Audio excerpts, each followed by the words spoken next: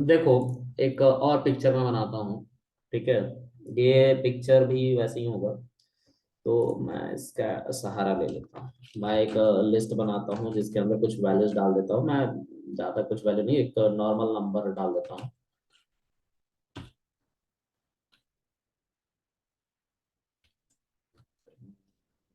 2 1 3 4 5 6 7 8 और this is called 9।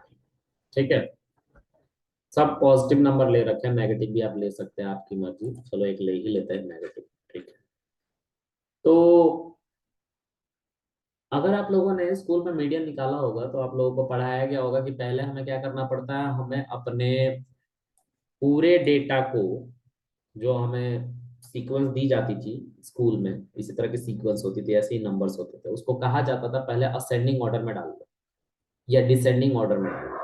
ठीक है, मैंने बाय डिफॉल्ट सब असेंडिंग ऑर्डर में लिखा है, छोटे से बड़े क्रम में। ठीक है,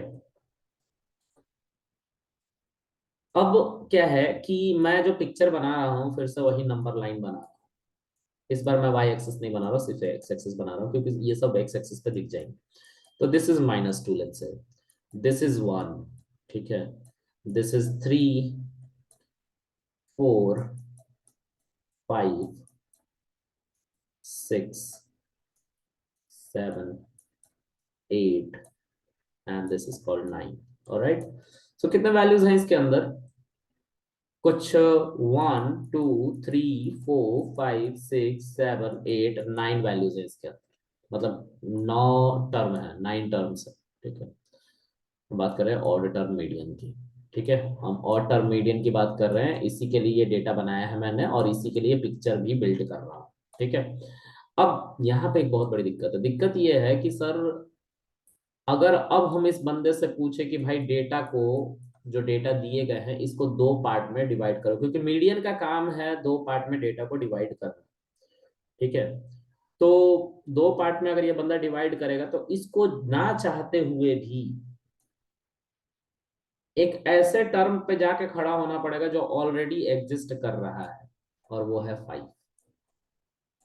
अब इस 5 पे खड़े होकर ये बोलेगा कि भाई इधर से तुम राइट हैंड साइड चले जाओ या लेफ्ट हैंड साइड चले जाओ, दोनों तरफ इक्वल नंबर, यानी कि 4 4 एलिमेंट है, तो भाई इस एलिमेंट का क्या होता है? यही सेंटर पॉइंट यहाँ पे बन गया ऑड टर्म मीडियन में।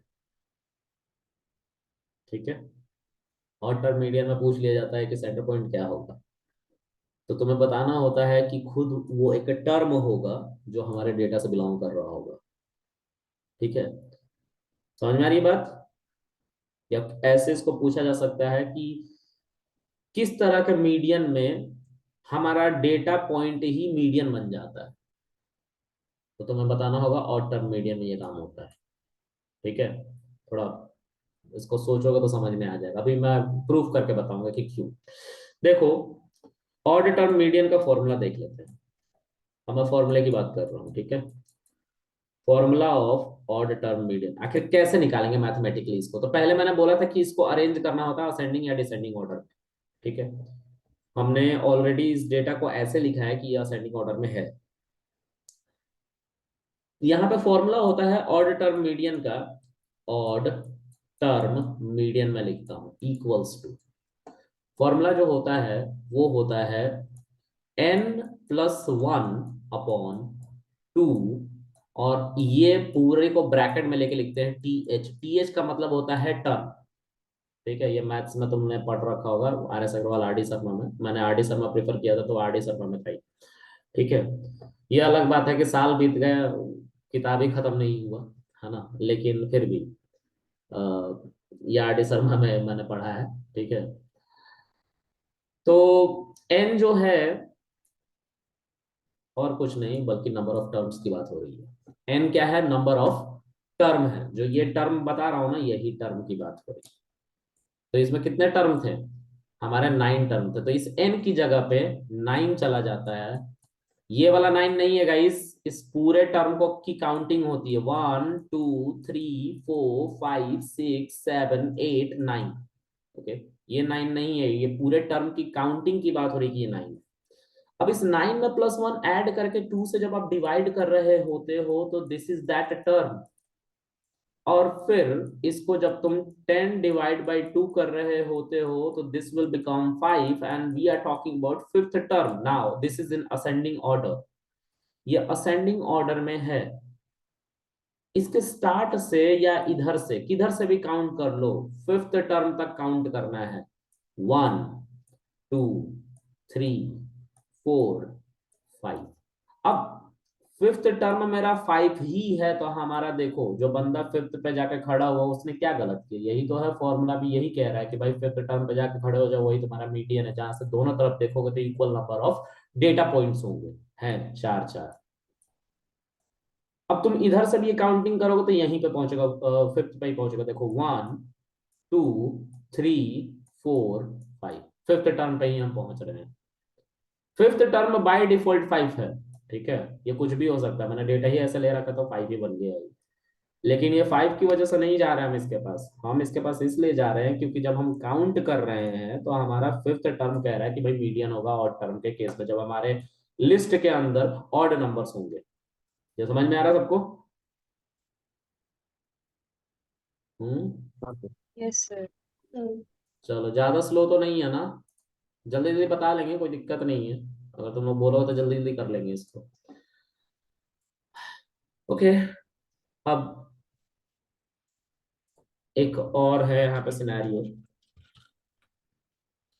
हम ऑड टर्म की, सॉरी ऑड टर्म की बात कर चुके हैं, इवेंट टर्म की बात करेंगे। 1 सेकेंड गाइस। तो हम इवेंट टर्म की बात करने जा रहे हैं। इवेंट टर्म क्या होता है, तो सी,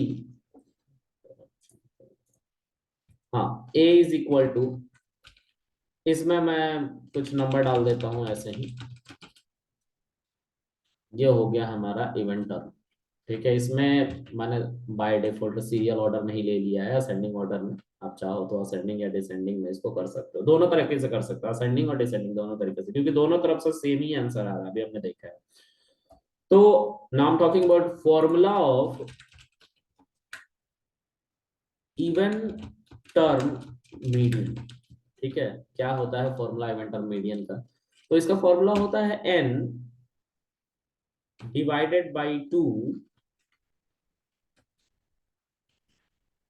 और इसके ऊपर भी टीएच लगा रहता है, यानी कि टर्म की बात हो रही है, प्लस n डिवाइडेड बाई 2, इसको एक और ब्रैकेट में लिखते हैं, अभी मैं इसको एक्सपेंड करके जैसे तुम्हें देखने की आदत है वैसे लिखूंगा, और इस पूरे को हम फर्दर एक ब्रैकेट में लेके और 2 से डिवाइड कर देते हैं, और दिस इज ऑल्सो टर्म। अभी क्या लिख दिया यार, देखने में वियर्ड लग रहा है, तो चलो इसको जैसा हम मैथ्स में देखते हैं वैसे लिख के दिखा देते हैं, ठीक है, तो शायद थोड़ा सा अच्छा दिखे। ओके, सो 1 सेकेंड गाइस, पेंसिल कहाँ गया, पेंसिल नहीं मिलेगा, मिल गया। देखो, हमने लिखा है n/2 term plus n/2 plus 1 bracket में टर्म डिवाइडेड बाई 2, यही तो लिखा है, देखो ठीक से, इसको जब तुम खोलोगे तो ये बन जाएगा, इन पूरे को खोलोगे तो ये बन जाएगा, इसको तुम यहां से यहां तक खोलोगे तो इसमें ये बन जाएगा, ये वाला पूरा दोनों बन जाएगा, और डिवाइड बाई 2, सबको हम डिवाइड 2 से कर रहे हैं इसलिए ऐसा लिख रहे हैं, तो हमें प्रोग्रामिंग में लिखना पड़ता है क्योंकि बॉड मैथ का प्रिंसिपल जो चलता है वो यहाँ पे भी काम करता है। ठीक है, अब हम इसकी बात करते हैं, इसको निकाल के दिखाते हैं, तो n का मतलब होता है नंबर ऑफ टर्म, इसमें कितने टर्म है, तो 1 2 3 4 5 6 7 8 टर्म है, तो हम 8/2 लिखेंगे, this is T H, term की बात हो रही है, यहां पे भी 8/2 लिखेंगे, दिस इज 2 प्लस 1, ये भी टर्म की बात कर रहा है। ठीक है, और इन सबको डिवाइड बाई 2 करेंगे, जब हम ये कर रहे होंगे तो ये 2 से कैंसिल हो जाएगा, 4 आ जाएगा, ये 2 से कैंसिल कर देगा 8 को, ये भी 4 हो जाएगा, this is fourth term plus this is fifth term divided by 2। Now हम अपने इस डेटा पॉइंट में जो फोर्थ पोजीशन पे होगा उसको लेके आएंगे। तो यहां से काउंटिंग करो, 1 2 3 4, फोर पोजीशन पे हमारा, हमारे लिए कोइंसिडेंट की बात है कि 4 ही आ रहा है। और फिफ्थ पोजीशन पे तो 1 2 3 4, फिफ्थ पोजीशन हमारी है, और फिफ्थ पोजीशन पे 5 आ रहा है। ठीक है, हमने इन दोनों को नहीं ऐड किया है, हमने इन दोनों के टर्म को ऐड किया है, मतलब यहां से इस फोर्थ के जगह पे 4 आया है। ठीक है, देखो यहाँ पे 4 है, और इस फिफ्थ के जगह पे फिफ्थ टर्म आया जो कि बाय डिफॉल्ट 5 ही है, तो यहाँ पे 5 आया है। और डिवाइड जब हम इसको 2 से करेंगे तो 4 प्लस 5 9 होगा, और 9 को 2 से डिवाइड करोगे तो तुम्हें मिलेगा 4.5। 4.5। अब इनको नंबर लाइन पे अगर मैं रिप्रेजेंट कर दूं, ठीक है, सबको पॉइंट मान लेता हूं, तो 4.5, 4 और 5 के बीच में ही तो आएगा कहीं। देखो इसके इधर 4 टर्म हो गए और इसके इधर 4 टर्म हो गए, तो क्या ये मीडियन नहीं रहा? इवन टर्म मीडियन रहा ना? बोलो। Yes yes sir. सर। सबको समझ में आया? Yes sir. Yes sir. चलो मैं भी पूछ लूं। आदर्श, समझ में आया? अच्छा। जी सर आया। अच्छा, प्रीति, तुम्हें? थोड़ा सा ही समझ आया। थोड़ा सा समझ में आया? अरे मीडियन है स्कूल वाला, पढ़ा नहीं है तुमने मीडियन? बहुत टाइम हो गया। अच्छा, चलो। साक्षी,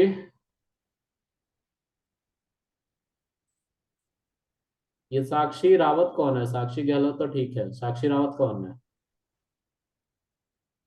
शेरनी, तुम्हें समझ में आया? तुम्हारा समझना भाई बहुत जरूरी है, मैं बता रहा हूँ। हाँ जी सर, समझ में आया है। बहुत बढ़िया, हॉकी स्टिक लेकर नहीं आने का, ठीक है? अगर समझ में नहीं टेंशन। आएगा तो पूछने का है ना? हाँ, मैं भी वही कह रही थी कि समझ नहीं आया तो मैं जरूर पूछूंगी। हाँ, हॉकी स्टिक नहीं दिखाने का है ना? सर मैं हर टाइम होके स्टेप नहीं दिखाती। हाँ सही है फिर। तनु, समझ में आया? यस सर आ रहा है।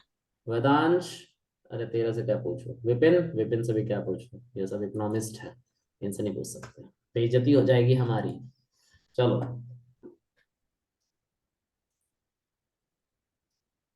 अब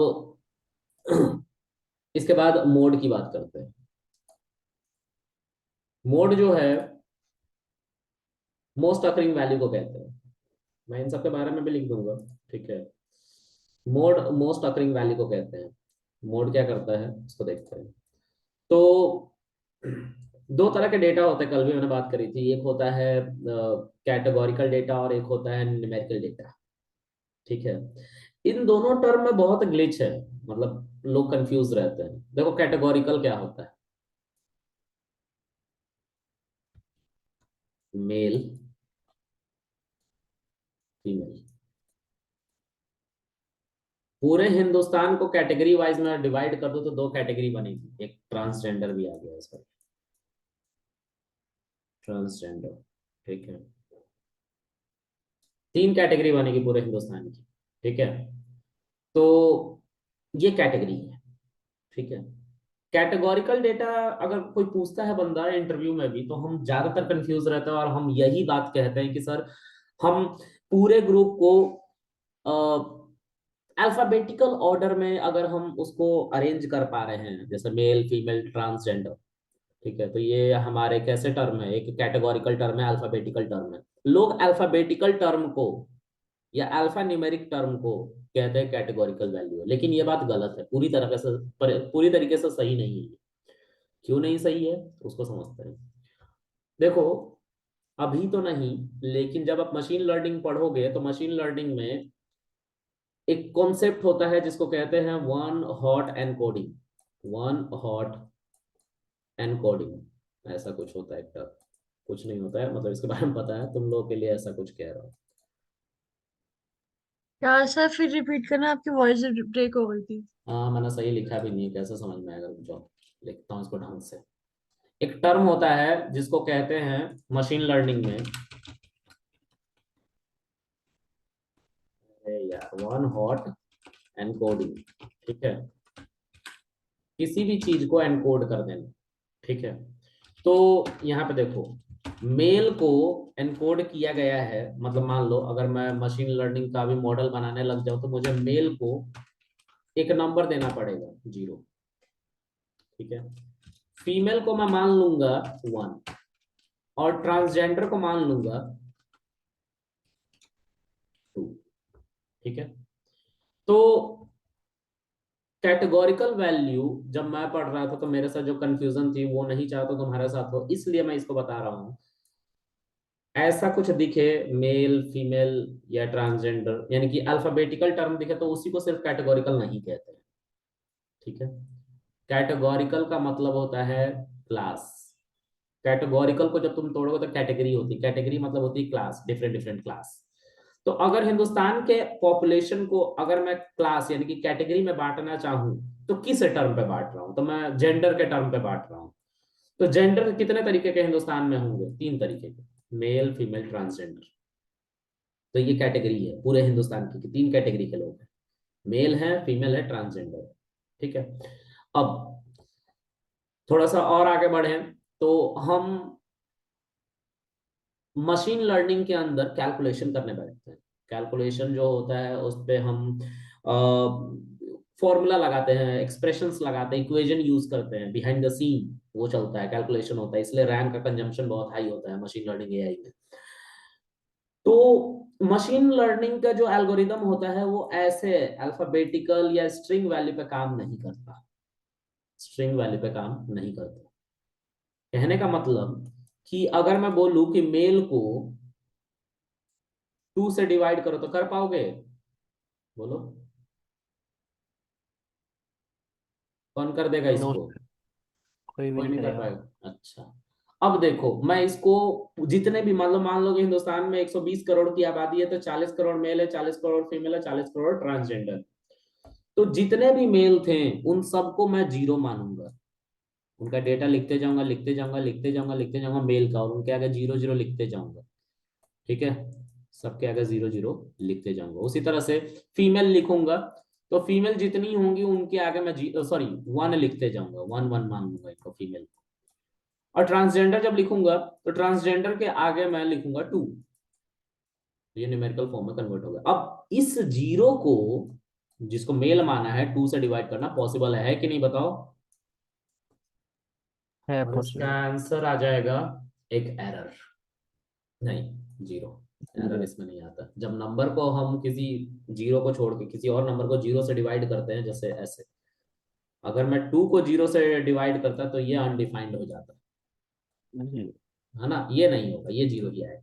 तो इसको कहते हैं 0। इस पे देखो मैथमेटिकल ऑपरेशन हो पा रहा है ना। तो इसीलिए हम अपने कैटेगोरिकल डेटा को नंबर्स में कन्वर्ट कर देते हैं, लेकिन है तो अभी भी कैटेगरी ही ना। देखो 0 1 और 2, 3 ही कैटेगरी को तो दिखाया जा रहा है, देखो इन नंबर से भी। तो कैटेगोरिकल डेटा का मतलब होता है क्लास। क्लास की कितने क्लास हैं और हमारा डेटा उन क्लास से बिलोंग कर रहा है कि नहीं कर रहा है, ठीक है। उसी तरीके से एक और एग्जांपल समझो। हमारे हिंदुस्तान में एक माइंडसेट है कि जो ह्यूमंस होते हैं, मतलब जो लोग होते हैं, मेल फीमेल या जो भी है यहाँ पे, उनकी कुछ अर्निंग है। तो हम कहते हैं lower class, upper class, sorry middle class और अपर क्लास। 3 तरीके की क्लास होती है हमारी सोसाइटी में। लोअर क्लास, अब तुम लोग डेटा एनालिटिक्स हो तो तुम लोग की थ्रेशोल्ड वैल्यू, थ्रेशोल्ड एक टर्म है। थ्रेशोल्ड का मतलब क्या होता है कि तुम्हारा मानने वाला टर्म, जिसको तुम मान रहे हो कि ये पैरामीटर के अगर नीचे है या ये पैरामीटर से कोई नीचे है तो वो लोअर में जाएगा। इस सैलरी से, मतलब पैरामीटर का मतलब सैलरी की बात कर रहा हूँ, ये सैलरी यानी कि 20,000 की सैलरी से कोई नीचे है तो वो लोअर क्लास में है। 20,000 से लेके 1 लाख के बीच में है तो वो मिडिल क्लास में है। 1 लाख से ऊपर जिसकी सैलरी है वो अपर क्लास में। तो ये जो 20,000 और 1 लाख तुमने माना है ना, ये तुम्हारी थ्रेशोल्ड वैल्यू होती है। अक्सर इंटरव्यू में टर्म उठा दिया जाता है, व्हाट इज थ्रेशोल्ड वैल्यू, ठीक है।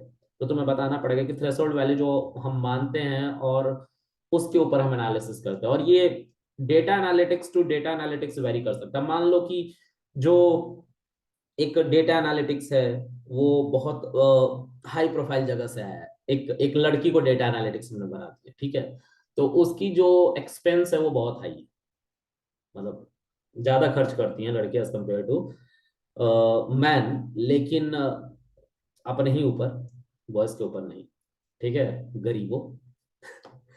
तो यहाँ पे बेसिकली सिनेरियो ये है कि अगर मैं एक लड़की को डेटा एनालिटिक्स बना दूं और एक लड़के को डेटा एनालिटिक्स बना दूं, तो लड़के का ज्यादातर सिनेरियो ये होगा कि वो थ्रेशोल्ड वैल्यू को कम मानेगा, मिडिल लोअर केस में बोलेगा कि यार, लोअर क्लास में वो बोलेगा कि 20,000 से जो नीचे का बंदा होगा, मतलब 20,000 या उससे कम कमा रहा होगा, वो लोअर क्लास में जाएगा।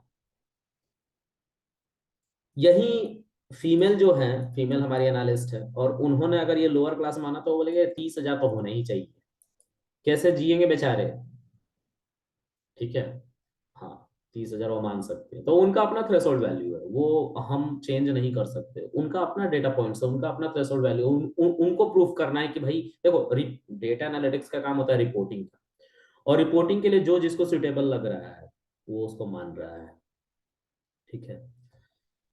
अब यहाँ पे है 1 लाख, 1 लाख और 20,000 से ऊपर जो कमा रहा है वो हमारा मिडिल क्लास में है, ठीक है।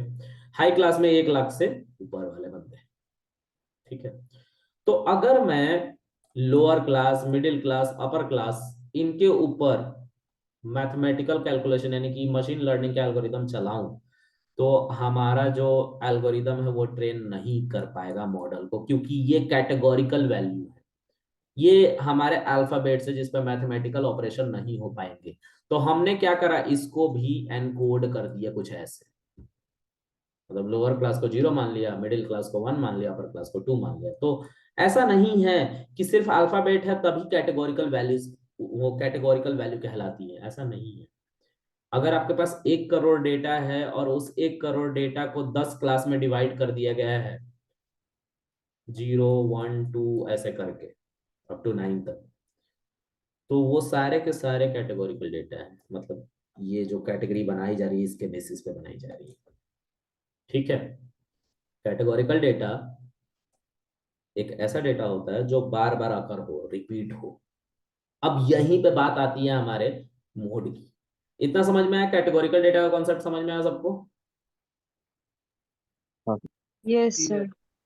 ओके, अब इसी टर्म पे बात होती है हमारी मोड की। मोड होती है सिंगल मोड और मल्टी मोड।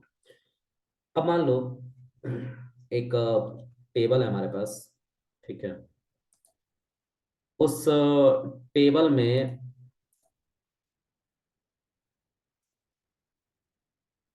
एक सेकंड गाइस, एक्सेल है क्या इसमें, पता नहीं एक्सेल है कि नहीं इसमें, 1 second guys, let me show you something, तो मुझे भी मिल जाए।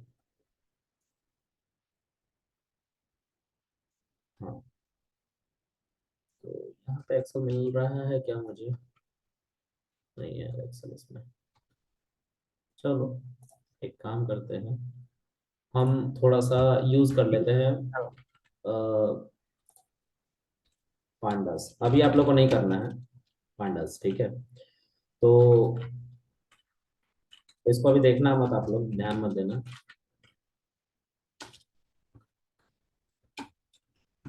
गूगल शीट्स पे बता दो सर। गूगल शीट पे बता देता, लेकिन उसको खोलना नहीं चाहता हूँ।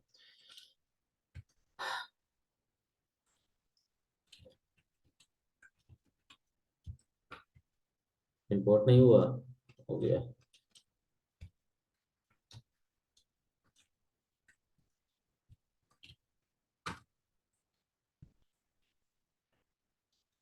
इसमें मैंने मान लिया, लेट्स से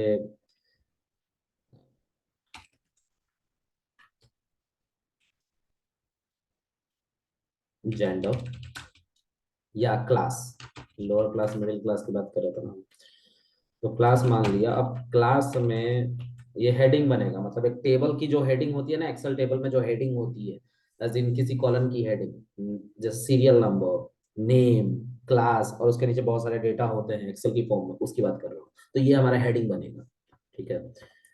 इस क्लास को हमने कुछ डेटा दे दिया, इसमें लोअर क्लास अपर क्लास इनकी बात होगी। तो 0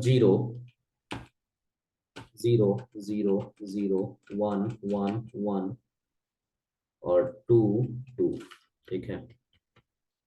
अब यहाँ पे एक और मैं क्लास बनाने वाला हूँ जिसमें सैलरी में मेंशन करूंगा, क्योंकि सैलरी के बेसिस पे हम उसको कैटेगराइज कर रहे हैं क्लासेस में। 0 मतलब लोअर क्लास, 1 मतलब मिडिल क्लास और 2 मतलब हायर क्लास। तो I'm just going to create one more list there, okay, and this is, let's say, 10,000, 11,000, 15,000, चलो 14,000, very good, 14,000, 15,000, okay, ऐसा मान लीजिए। फिर उसी तरह से हमारा मिडिल क्लास में जो है वो 3 बंदे हैं, so that would be 22,000, okay, 50,000, 60,000, all right, and the higher class belongs to, let's say, 120,000, ठीक है, 1,30,000, और 2 ही बंदे हैं ना, हाँ 2 ही बंदे हैं, that's it, okay, let's create this, can you see this table? ये टेबल दिखाई दे रहा है आप लोगों को? यस तो सर। यहाँ पे ध्यान से देखो, क्लासेस है, ये क्लासेस दिख रही हैं, ये पांडास है, ठीक है, कोई और चीज नहीं, इसको मैं पढ़ाऊंगा, अभी नहीं पढ़ा रहा हूँ क्योंकि अभी इसको इंपोर्ट भी करना और डाउनलोड भी करना नहीं सिखाया है, तो अभी नहीं पढ़ा रहा, ये इसी में है, हमें पढ़ना है इसे। तो क्या टेक्स्ट किया है यार, ठीक, यहाँ पे 0 0 0 0 हमारा जो क्लास को इंडिकेट कर रहा है। अगर मैं चाहूँ कि यहाँ पे क्लास भी लिख दो तुम लोगों को समझने के लिए, तो मैं एक क्लास भी लिख सकता हूँ, क्लास नेम करके। I'm just going to mention the class name and one more list there, और इसके अंदर हम लोअर क्लास अपर क्लास ऐसे कर सकते हैं। तो I'm going to mention lower class as L, L को I'm going to pass let's say 4 time, because 4 time हमारा ये आया है टर्म, oh shit, पूरा ही कॉपी हो गया, copy and paste and paste, paste, middle class को I'm going to mention with M, okay, I took 3 terms of middle class, all right, and then upper class U, going to mention 2 times because in my data the 2 upper class context, all right, let's run this। oh क्या issue आ गया, अच्छा pipe का issue आ गया, क्या issue है इसमें, कौन छूट गया, सी यहाँ पे दिख रहा है lower class middle class upper class. तो यहाँ पे जो है, अगर मैं बात करूं कि कौन सबसे ज्यादा टाइम अकर हो रहा है इस कॉलम में क्लास नेम में, तो कौन अकर हो रहा है सबसे ज्यादा बार, एल हो रहा है, एम हो रहा है कि यू हो रहा है, यानी कि लोअर क्लास हो रहा है, मिडिल क्लास हो रहा है कि अपर क्लास हो रहा है इस कॉलम में क्लास नेम में? Lower class sir. Lower class lower class. अकर सबसे ज्यादा हो रहा है, राइट। तो हम इसी लोअर क्लास की बात कर रहे हैं, लोअर क्लास की बात कर रहे हैं। अब इसमें ही हमें मोड का सहारा लेना होता है, हमें मोड निकालना होता है, ठीक है। तो मोड जो है मोस्ट अकरिंग वैल्यू को कहते हैं। तो अगर मैं मोड निकालूंगा इसका, तो मोड के लिए हमें एक लाइब्रेरी यूज करनी पड़ती है जिसको स्टैटिस्टिक कहते हैं। पाइथन में एक मॉड्यूल, इनबिल्ट मॉड्यूल है स्टैटिस्टिक का, जिसका नाम भी स्टैटिस्टिक रखा गया है, स्टैटिस्टिक्स, ठीक है। ये नाम भी है हमारे मॉड्यूल का, ठीक है। इसको इंपोर्ट करना होता है, ये इनबिल्ट है। पाइथन जब इंस्टॉल आपने किया था 3.12.0 वाला वर्जन, या उससे पहले के जितने भी वर्जन इंस्टॉल किए थे, तो उसमें ये था स्टैटिस्टिक मॉड्यूल, जिसको डेटा एनालिटिक्स के लिए यूज किया जाता है। पाइथन में एक ही सपोर्ट है स्टैटिस्टिक का, जिसको यूज करते हैं स्टैटिस्टिक के लिए। ऑलराइट, सो मैं इस स्टैटिस्टिक मॉड्यूल को इंपोर्ट कर रहा हूँ, क्योंकि हमने पाइथन पढ़ लिया है तो हम उसको इंपोर्ट कर सकते हैं, ठीक है। तो इंपोर्ट स्टैटिस्टिक, देखो खुद ही ऑटो कंप्लीट होता है टैब प्रेस करने पे। देखो आया मॉड्यूल करके, दिस इज मॉड्यूल। अब क्योंकि बार बार मुझे स्टैटिस्टिक ना लिखना पड़े इसलिए I'm going to alias this as ST। Statistic को मैं एक छोटा नाम दे देता हूँ ST करके, ठीक है। अब इस ST को मैं डॉट करके यूज करूंगा और टैब को प्रेस करूंगा, I'll get a median and a lot of things। Can you C somewhere median mode सब कुछ। तो एक मोड भी है यहाँ पे देख सकते हो, और मल्टी मोड भी था उसी के पास। Can you see this mode and multi mode. 1 second.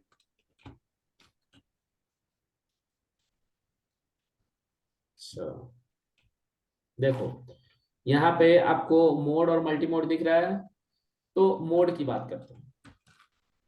इस मोड के अंदर आपको एक कलेक्शन पास करना होता है। कलेक्शन के बारे में मैंने पाइथन में बता रखा है कि वो डेटा टाइप जो मल्टीपल वैल्यूज को अपने अंदर होल्ड करते हैं या जो इटरेबल होते हैं। मैंने इटरेबल बोला था, इटरेबल जिसके अंदर underscore underscore hitter underscore underscore होता है। मैजिक मेथड जब मैंने क्लास बनाया था तो उसमें भी मैजिक मेथड को मैंने इंप्लीमेंट करके दिखाया था। ऐड के लिए कॉन्कैटिनेशन के लिए प्लस अगर देंगे तो दो वैल्यू ऐड हो जाती हैं, अगर दो स्ट्रिंग है तो दोनों कॉन्कैटिनेट हो जाती हैं। हमने मैजिक मेथड के बारे में बताया था, वीडियोस देखना, वीडियोस का उसमें दिया हुआ है। तो यहाँ पे इसको इटरेबल कहते हैं। इटरेबल क्यों कहते हैं? क्योंकि इसके अंदर ये एक ऐसा डेटा टाइप है, लिस्ट है जिसके अंदर मल्टीपल वैल्यूज आती है, ठीक है।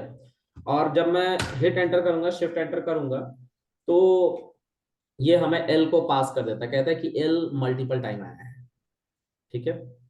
तो मैंने क्या किया कि इस कॉलन इस डेटा फ्रेम, इसको डेटा फ्रेम कहते हैं, ये पांडास का टर्म है डेटा फ्रेम। टेबुलर फॉर्म में अगर डेटा दिखाई दे रहा है पांडास की मदद से तो उसको डेटा फ्रेम कहते हैं, ठीक है। तो इस क्लास कॉलन के जितने टर्म थे उसको हमने एक लिस्ट में रख लिया और उस लिस्ट को मोड के अंदर पास कर दिया, और वो मोड था स्टैटिस्टिक नाम के मॉड्यूल के अंदर, जो मोस्ट अकरिंग वैल्यू को फिल्टर कर रहा था। और फिल्टर करने के बाद उसको उसने थ्रो कर दिया कि भाई एल सबसे ज्यादा टाइम आया है, ठीक है। अब मल्टी मोड क्या करता है? Okay, I am just going to do one more thing. इसमें मैं जो लोअर क्लास है और मिडिल क्लास है उन दोनों की काउंटिंग सेम कर देता हूं पूरे डेटा में। And just going to pass there 30,000। let's see, lower class दिख रहा है 4 टाइम और मिडिल क्लास भी 4 टाइम दिख रहा है। तो अगर मैं फिर से इसी कॉलन को उठा लूं यहां से, इस कॉलन को यहां से उठा लूं और यहां पे फिर से पेस्ट कर दूं, तो it will not give me दोनों वाला एल और एम दोनों नहीं देगा। ये सिर्फ वही पहले देगा जो डिक्शनरी ऑर्डर में पहले आया है, यानी कि एल। एल आ रहा है ना, डिक्शनरी ऑर्डर में एल पहले आता है। ABCDEFGH करोगे तो एल पहले आएगा, ठीक है। तो डिक्शनरी ऑर्डर में जो पहले आता है वही हमें मिलेगा, ठीक है। लेकिन अब मोड तो मल्टीपल भी हो सकते हैं ना, इसीलिए मल्टी मोड करके एक मेथड बनाया गया स्टैटिस्टिक के अंदर जिसको हम यूज करने जा रहे हैं। Multi mode function going to use what is this value यार, going to digest this value, है ना। इसके अंदर मैं उस वैल्यू को डाल देता हूं कॉपी करके एंड यप सी, इसके अंदर एल और एम दोनों आ रहे हैं। तो this is called multi mode, ठीक है। ये दोनों जो अगर एक बहुत बड़ा हमारे पास लिस्ट है और उसके अंदर बहुत सारे वैल्यू एक ही उतने ही टाइम रिपीट हो रहे हैं, मतलब सेम सेम टाइम रिपीट हो रहे हैं, 4 टाइम 5 टाइम रिपीट हो रहे हैं, तो जो सबसे टॉप वाली वैल्यू है रिपीटेशन की उस कैटेगरी में, जैसे यहाँ पे एल जो है वो 4 टाइम रिपीट हो रहा है और एम 4 टाइम रिपीट हो रहा है, तो एल और एम दोनों आ जाएगा, ऐसा होगा। अगर यू भी 4 टाइम होता तो यू भी आ जाता। इसको मल्टी मोड कहते हैं।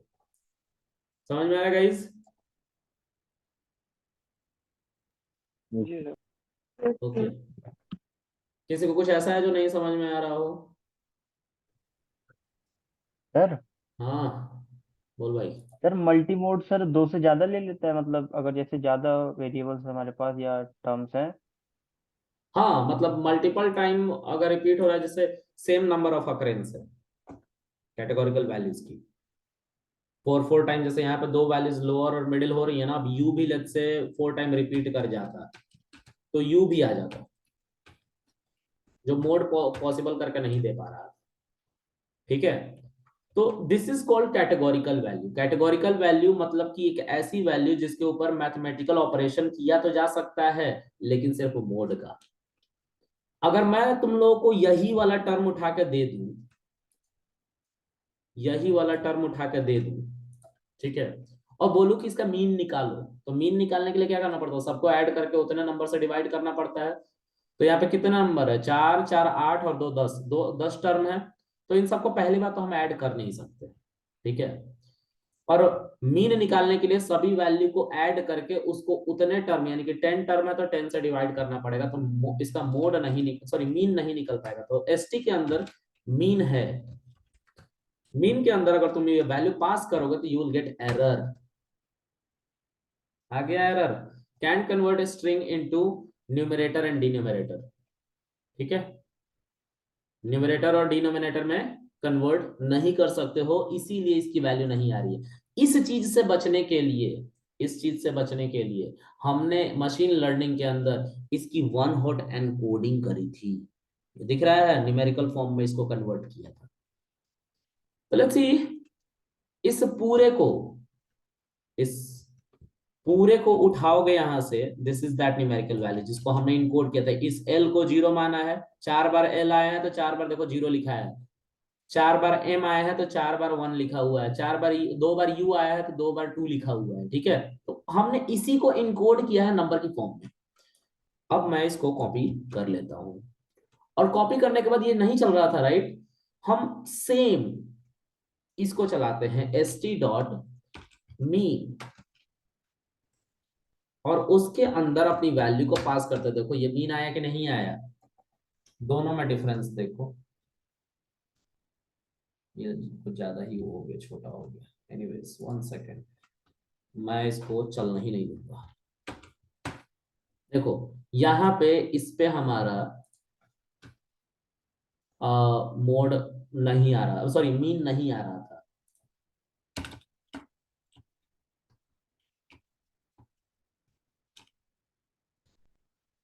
अनेबल टू कैलकुलेट मीन, ठीक है, because it is a string, ठीक है। लेकिन यहाँ पे एबल टू फाइंड इट, ठीक है, क्योंकि हमने इसको वन हॉट एनकोड कर दिया था जिससे हम इसका मीन निकाल पाए। समझ में आ रहा है। तो देखो एक मोड ही है और मल्टी मोड ही है जो दोनों पे काम करता है, नंबर पे भी काम करता है और कैटेगोरिकल नंबर, नंबर इसको तुम कह रहे हो, ठीक है, और कैटेगोरिकल इसको कह रहे हो, ठीक है। खैर है ये भी कैटेगोरिकल, क्योंकि इसी का वन हॉट एनकोडेड फॉर्म है। तो नंबर की फॉर्म में भी अगर हमारे डेटा होता है वो कैटेगोरिकल डेटा होते हैं, ठीक है। यहाँ पे हमारे पास 8 टर्म है, लेकिन आठों के लिए सिर्फ 3 ही टर्म यहाँ पे यूज किए गए हैं उन सबको दिखाने के लिए, इसीलिए कैटेगोरिकल है। मतलब इस पूरे डेटा को हम 3 क्लास में बांट रहे हैं। समझ में आ रही बात, बोलो। हाँ जी ओके। सर। सर हाँ, हम एक सेकंड, मोड फिर से की जगह मीटिंग रिज्वाइन कर लो सब, है ना, मैं फिर से मीटिंग रिस्टार्ट करता हूँ, फिर बात कर लेंगे।